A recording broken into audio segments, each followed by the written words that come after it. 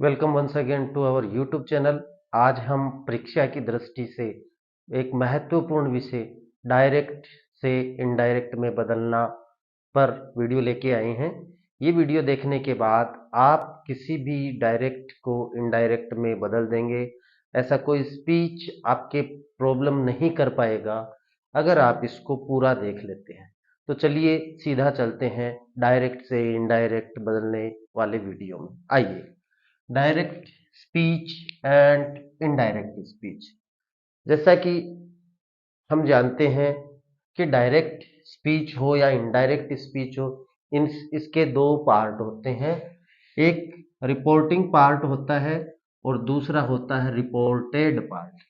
Reporting part को reporting verb भी कहते हैं और अगला रिपोर्टिंग पार्ट होता है, रिपोर्टेड स्पीच होता है।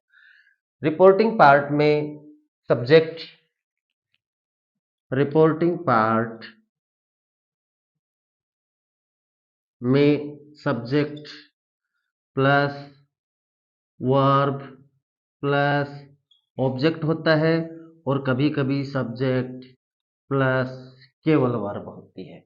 वर्ब से, टू और सैड टू दोनों ही फॉर्म में मिलती है। जब से टू हो तो हम इसको टेल में बदलते हैं और इसको हम टोल्ड में बदलते हैं। असर्टिव, अफर्मेटिव और सिंपल सेंटेंसेस के डायरेक्ट को इनडायरेक्ट में बदलते हैं तब की ये बातें हैं। सबसे पहले हम देखते हैं कि यहाँ ऑब्जेक्ट हो तब की ये सिचुएशन है। अगर ऑब्जेक्ट नहीं होता है, ऑब्जेक्ट छुपा हुआ होता है, इस सिचुएशन में ये फॉर्मूला हमें दिखाई देता है, सब्जेक्ट प्लस वर्ब। इसमें या तो से होता है, से को से में ही रखेंगे और सैड को सैड में ही रखते हैं।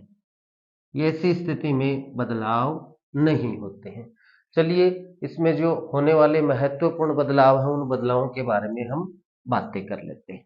सबसे पहले जब हम इनको बनाना शुरू करें तो ध्यान रखें, इनमें कोई ना कोई टेंस होता है। रिपोर्टिंग वर्ब वो पार्ट होता है जो इन्वर्टेड कोमा से बाहर होता है। इसमें इन्वर्टेड कोमा नहीं होता। इन्वर्टेड कोमा के अंदर का जो पार्ट होता है वो रिपोर्टेड पार्ट या रिपोर्टेड स्पीच के अंदर आता है। रिपोर्टिंग स्पीच किसी डायरेक्ट स्पीच और इनडायरेक्ट स्पीच दोनों का ही पार्ट होता है। इसमें subject plus verb plus object optional हमने देखा, हो भी सकता है और नहीं भी हो सकता। इसका टेंस किसी भी स्थिति में नहीं बदलता।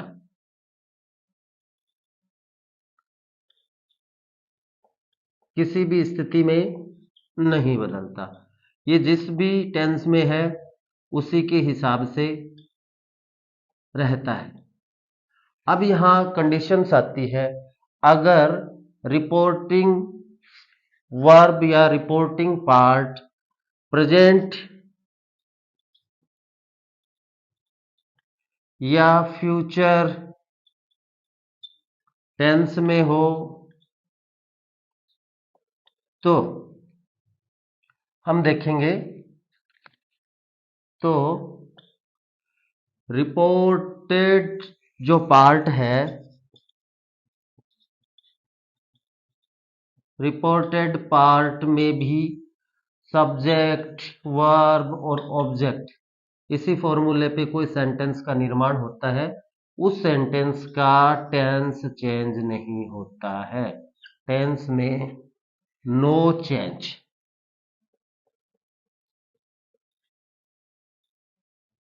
ये बात ध्यान में रखने योग्य है। यदि इस पार्ट में प्रेजेंट टेंस है या फ्यूचर टेंस है तो अगला पार्ट जिस भी टेंस में है उसी टेंस में रहेगा, कोई बदलाव नहीं होने वाला, फर्स्ट बात। चलिए लिख लेते हैं इसको। फर्स्ट, यदि first part reporting verb present या फ्यूचर में से किसी भी टेंस में हो तो रिपोर्टेड स्पीच का टेंस नहीं बदलता। ये ध्यान में रखने वाली बातें हैं। अब यदि ये टेंस, एक ही टेंस बचा है, सेकंड पार्ट, यदि रिपोर्टिंग वर्ब का टेंस पास्ट में हो, यहां बदलाव होते हैं। केवल पास्ट में हो तभी बदलाव होते हैं। अगर पास्ट में है तो रिपोर्टेड स्पीच के टेंस में बदलाव होता है। ये ध्यान में रखने वाली बात है, बदलाव होता है। तीन ही टेंस होते हैं, प्रेजेंट, पास्ट और फ्यूचर। अगर प्रेजेंट टेंस और फ्यूचर टेंस है तो इसका टेंस नहीं बदलता है। अगर पास्ट है तो बदलता है। और पास्ट होने पे कैसे बदलता है, आइए अब हम विस्तार से उन चीजों की जानकारी लेते हैं। चलिए देखते हैं एक एक करके। पास्ट टेंस इन्वर्टेड कोमा से पहले और अंदर सिंपल प्रेजेंट या प्रेजेंट इंडेफिनिट टेंस हो, तो ये वाला प्रेजेंट इंडेफिनिट टेंस यहाँ पास्ट हो, यहाँ प्रेजेंट इंडेफिनिट टेंस हो, तो ये बदल जाएगा पास्ट इंडेफिनिट।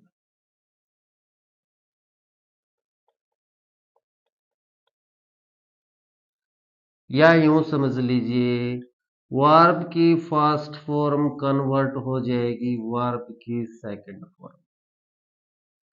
अगर इन्वर्टेड कोमा के अंदर का जो टेंस है वो प्रेजेंट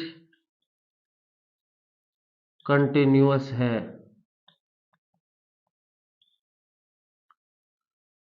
तो इनडायरेक्ट स्पीच जब हम बनाएंगे तो ये वाला टेंस बदल जाएगा पास्ट कंटिन्यूअस में।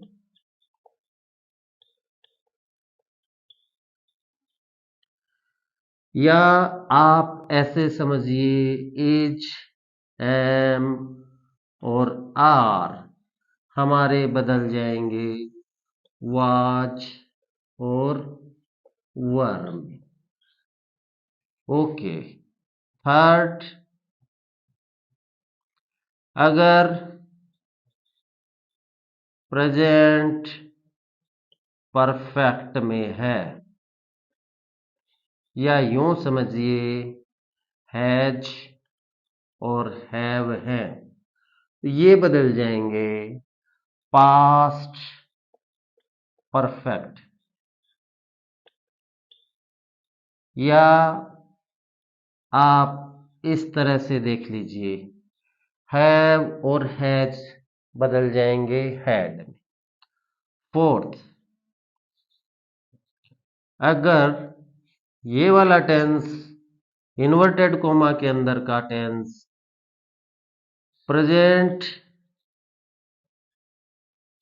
परफेक्ट कंटिन्यूअस में है तो हो जाएगा पास्ट परफेक्ट कंटिन्यूअस, या ऐसे समझिए हैज बीन या हैव बीन में से कोई एक हो तो वो बदल जाएगा हैड बीन। ये हो गए प्रेजेंट टेंस के अगर वाक्य रिपोर्टेड स्पीच में हो तब बदलाव। बाहर अगर पास्ट ही है और अंदर देखिए अगर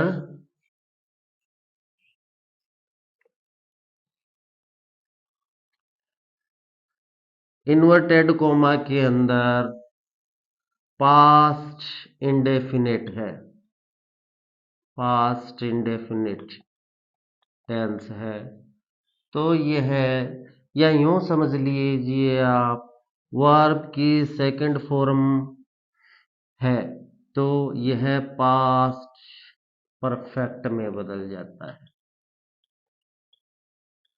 पास्ट परफेक्ट का मतलब हैड में बदल जाता है। अगर हेल्पिंग वर्ब के रूप में मिलता है तो इसकी हेल्पिंग वर्ब आप जानते हैं डिड होता है, डिड हैड में बदल जाएगी।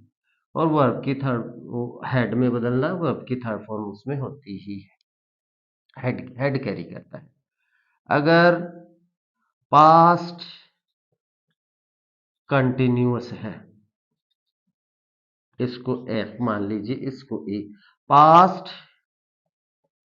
कंटिन्यूअस टेंस है, कंटिन्यूअस टेंस है तो ये बदल जाएगा पास्ट परफेक्ट कंटिन्यूअस में।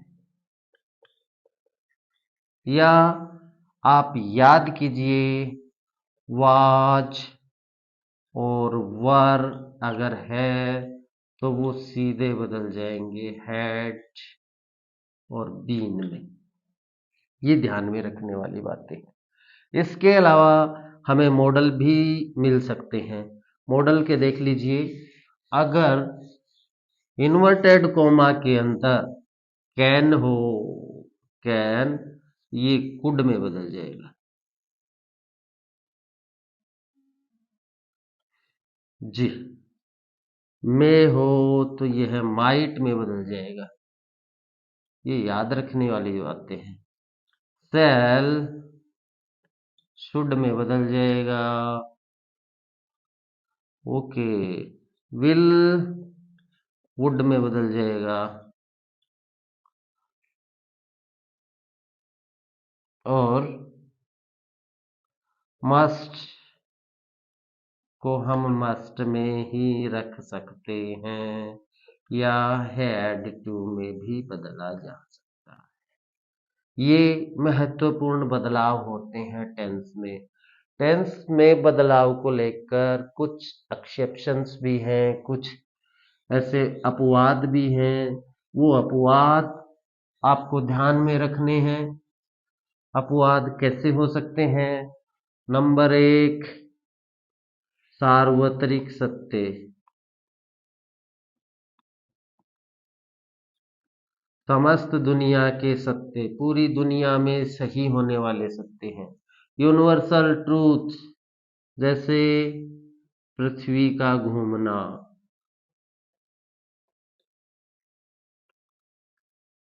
सूर्य का उगना, आदि आदि आदि। नंबर दो, आदतें, हैबिट्स, जैसे अननोन को देख के कुत्ते का भौंकना, ये कुत्ते की आदत होती है। आदतें जो हमारी पहचान बन चुकी है, जो पहचान बन चुकी है, ऐसी वाली आदतें। थर्ड, ऐतिहासिक,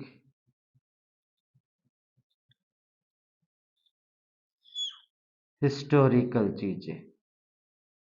इन तीन बातों को छोड़ दिया जाए तो बाकी चीजों पे बाकी सारे के सारे टेंस बदलते हैं, कोई बदलाव नहीं आते।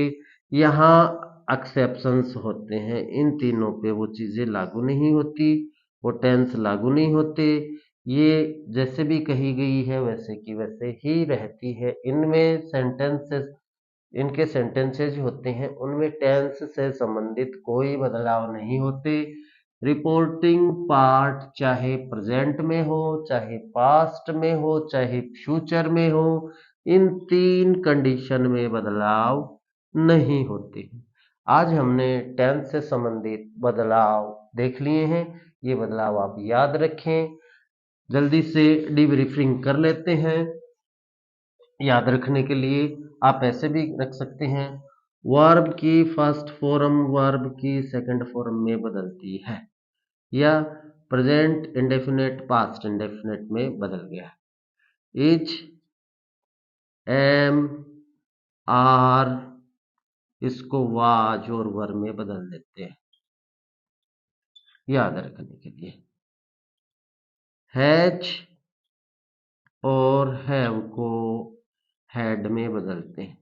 नेक्स्ट देखिए, हैज बीन, हैव बीन को हैड बीन में बदलते हैं। ओके, वर्ब की सेकंड फॉर्म हैड में बदलती है, हैड के साथ, या आप ऐसे कहिए डिड, यहां बदल जाती है। नेक्स्ट देखिए, यहां वाज और वर हो तो वो हैड और हेड के साथ में बीन में बदलते हैं। अगर हेड हो कोई बदलाव नहीं होता, नो चेंज, और हैड बीन हो तो हैड बीन में ही रहता है, कोई बदलाव नहीं होता। आगे और देख लीजिए, कैन, कुड में, सेल, शुड में, विल का वुड में, might, must, must, no change रख लीजिए। ये बदलाव होते हैं टेंस से संबंधित। टेंस से संबंधित बदलाव आप अच्छे से याद कर लेते हैं तो हम आधे से ज्यादा रास्ता डायरेक्ट से इनडायरेक्ट में बदलने का पूरा कर चुके हैं। अगर ये बदलाव आप याद कर पा रहे हैं तो यहां से ही आधा काम हो गया। अगले वीडियो में हम यहाँ के प्रोनाउंस चेंज को लेके आपके सामने हाजिर होंगे। उसके बाद प्रोनाउंस और टाइम इंडिकेटर्स भी उसी में शामिल कर लेंगे। वो होते ही हम प्रैक्टिस एक्सरसाइज पे चल पड़ेंगे और हम आसानी से प्रैक्टिस एक्सरसाइज के माध्यम से सीख पाएंगे कि कैसे डायरेक्ट स्पीच को इनडायरेक्ट स्पीच में बदला जाता है। ये वीडियो देखने के लिए आपका बहुत बहुत धन्यवाद।